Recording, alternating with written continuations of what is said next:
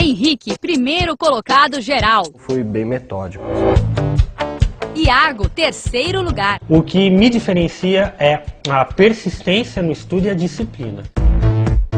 Marina, sétima colocada e primeira mulher no ranking. Você tem que estar centrado no que você está fazendo, isso é o mais importante. Lucas, o primeiro entre os alunos de escola pública. Sempre me disseram que estudo é a melhor coisa que eu poderia ter. Esses são os campeões do Enem do ano passado. Para muitos, a porta de entrada para o ensino superior. A prova foi feita por 2,5 milhões de pessoas. Dos 10 primeiros colocados, 4 alunos são do estado de São Paulo.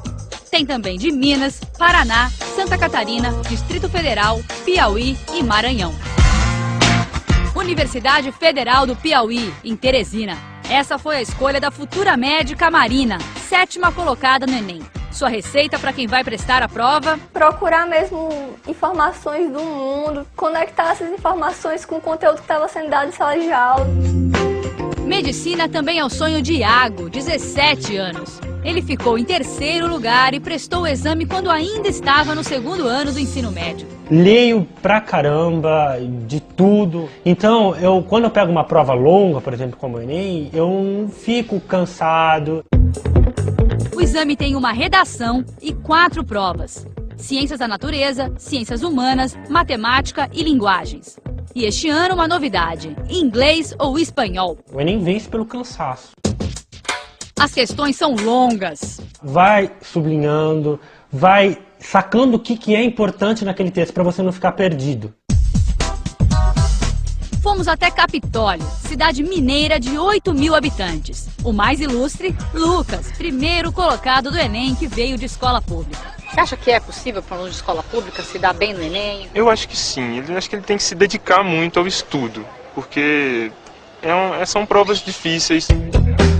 Lucas escolheu Engenharia Química na Unicamp, uma das universidades mais conceituadas do país, que desistiu de usar a nota do Enem depois que a prova vazou e sua data foi adiada. A gente não via ele pegar muito caderno e livro para ler, sabe? Não? Só mesmo se guardava mais na mente. Eu acho, né, que pode ser. A gente sempre espera bons resultados dele, mas primeiro do Brasil. De matemática, essa astronomia. Aqui, astronomia, essas duas de Olimpíada de Química. E o resto são jogos de vôlei, futebol. Ah, tem de esporte também. Tem. Ah, bom. Campeão do Enem não vive só de estudar, não. É assim que o paranaense que fez 900 dos 1.000 pontos possíveis do Enem se distrai. Ele está de Casa Nova, o alojamento estudantil do ITA, o Instituto Tecnológico da Aeronáutica, em São José dos Campos, São Paulo. O que eu fiz foi procurar modos alternativos de aprender. Então, eu odiava pegar aquele livro de biologia e ler ele. Mas, por exemplo, se eu fosse pesquisar na internet ou alguma coisa assim, era menos maçante para mim. O Enem deste ano será nos dias 6 e 7 de novembro. Por causa da data, muito tarde, USP e Unicamp já anunciaram que não vão usar a nota do exame em seus vestibulares. Mas, segundo dados preliminares do Ministério da Educação, 34 das 58 universidades federais vão usar apenas o Enem para selecionar os seus candidatos. Agora, de um lado, os vestibulandos e do outro, os campeões do Enem. O principal é assim, não empacar em nenhuma pergunta. Leu a pergunta, demorou alguns minutos, não consegue, não sai nada, pula, vai para a próxima. Os amigos de vocês saindo para festas, baladas, e agora? Eu estudo, eu saio? Eu acho que é bom sair, eu saía em festas também. Não é bom ficar só pensando no vestibular. Digamos, de segunda a sexta e sábado de manhã eu estudo, mas sábado à noite eu saio. E o melhor jeito de estudar antes da prova? Não se aprofunde demais só numa área, se o seu objetivo for o Enem. Você pode saber um monte de matemática. Se você não sabe o suficiente de biologia, você vai se dar mal na prova. O aluno não quer ser o melhor, ele quer notar que ele rendeu tudo o que pôde e o mais importante é que cada um consiga se aprimorar no seu desempenho.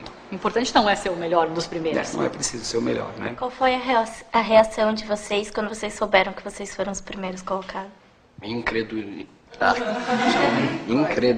Como é que fala isso? Incredulidade. Tá, eu vou falar, não acredito. Sempre é hora de aprender. Fique esperto, tem mais dicas no site do Fantástico. g1.com.br/fantástico.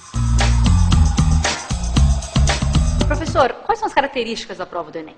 Bom, é uma prova, acho que já é sabido de todos, que valoriza, sobretudo, a habilidade. Que habilidade? A habilidade de interpretar textos. Não é uma prova que exija um grande repertório de conhecimentos. Portanto, é uma prova em que a preparação não passa pela decoreba. É muito diferente disso.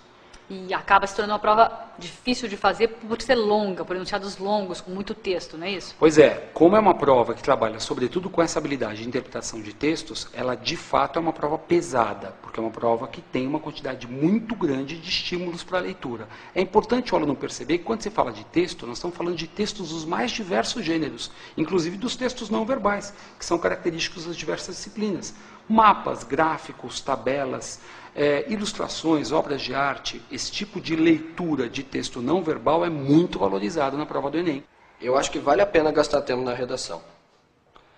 Mas assim, redação, para fazer uma boa redação ler bastante. Não só livro de ficção, mas também resenhas, artigos de opinião. Vai atrás na internet sobre um assunto que você gosta e lê, porque isso ajuda bastante. A prova foi desenhada para dar tempo de fazer as questões. Então, se você fizer isso, fazendo as questões que você sabe e pulando as que você não sabe e depois voltando, pelo menos a parte que você sabe, você vai conseguir fazer. Sobre alimentação, que levar na hora da prova e que alimentação ter antes da prova? Eu acho importante, na hora da prova, levar uma água, uma barra de cereal para você comer.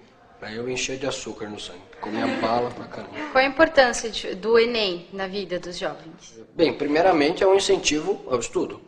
E é bom estudar. Não parece, mas é.